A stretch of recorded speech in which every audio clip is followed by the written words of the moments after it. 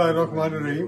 पैगाम देना चाहता हूँ कि अपनी मसरूफियात की वजह से इलाका बहुत बड़ा है, और फिर मुझे ये भी बताऊँ कि जिन लोगों के साथ नेकी की है वो याद नहीं रखते, लेकिन छोड़ें, मैं अपनी जमात के साथ हूँ और जमात को इकट्ठा रखना चाहता हूँ। मैं अपनी मसरूफियात की बिना पर इतनी ज़्यादा पार्टी की तरफ से पाबंदियाँ हैं, इस्लामाबाद आना जाना, यकीन जाने कि मैं परेशान हो जाता हूँ और बाज़ औक़ात मैं टूट जाता हूँ भाग कर दौड़ कर, और सारे लोगों के साथ रब्ता करना मुमकिन नहीं होता। मैंने यहाँ किला दिदार सिंह में देखा है कि मीर अबरार साहब को मैंने देखा है, मेरे बेटों की तरह है। मैं इनको देखा कि बेलौस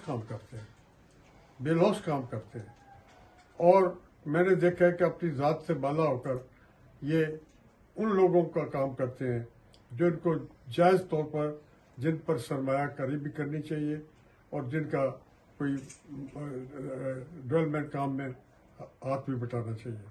हमें पिछले दिनों कुछ फंड्स मिले थे, मैंने सपोर्ट कर दिया अपने पार्टी के दोस्तों के साथ, अपने MPA के साथ भी। मैंने कहा जहाँ मर्जी लगा लें, मैंने कोई मुदाखलत नहीं की, लेकिन मैंने महसूस किया कि कौन है जिसने सही काम किया, वो मैं ज़हन में रखता हूँ। मैं किसी की मुखालफत बात नहीं करना चाहता, तो मैं ये जहाँ बयान करना चाहता हूँ कि मैं हर वक्त